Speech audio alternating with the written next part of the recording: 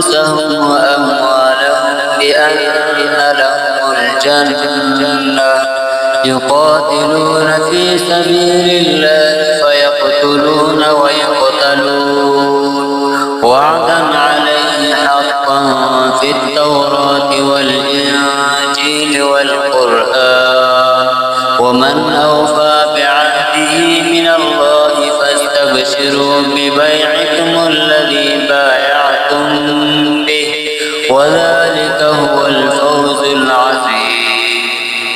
التائبون العابدون الحامدون السائحون الراكعون الساجدون الآمرون بالمعروف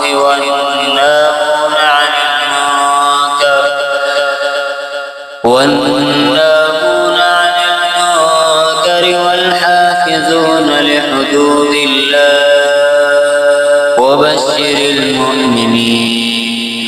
ما كان للنبي والذين آمنوا أن يستغفروا للمشركين ولو كانوا أولي قربى من بعد ما تبين لهم أنهم أصحاب الجحيم.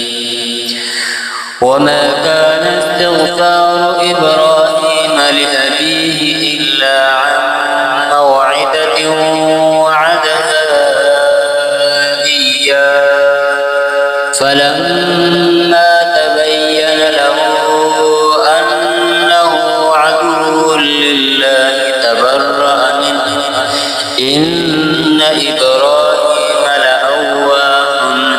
لأواه حليم. وما كان الله ليضل قوما بعد إذ هداهم حتى يبين لهم ما يتقون إن الله بكل شيء عليم. إن الله له ملك السماوات والأرض يحيي ويميت وما لكم من دون الله من ولي ولا نصير.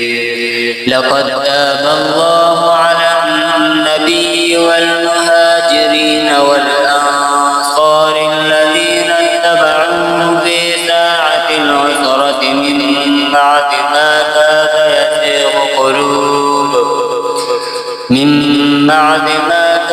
يزيغ قلوب فريق منهم ثم تاب عليهم إنه بهم رءوف رحيم. وعلى الثلاثة الذين خلفوا حتى إذا ضاقت عليهم الأرض بما رحبت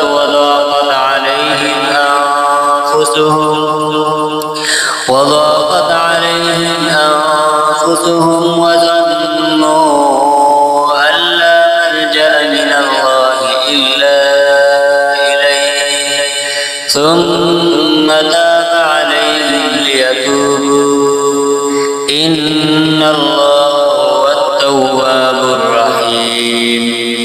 يا أيها الذين آمنوا اتقوا الله وكونوا مع الصادقين.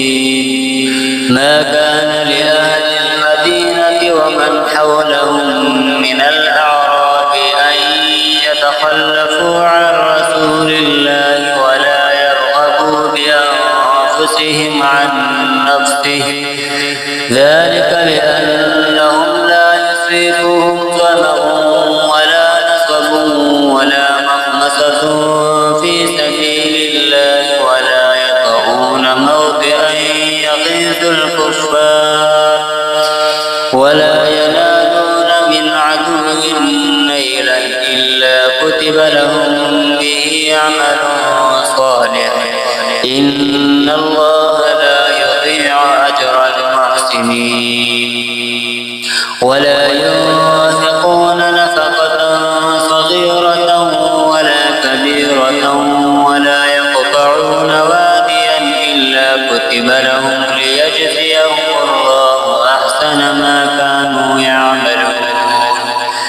وما كان المؤمنون لينذروا كافة فلولا نفر من كل فرقة منهم طائفة ليتفقهوا في الدين ولينذروا قومهم إذا رجعوا إليهم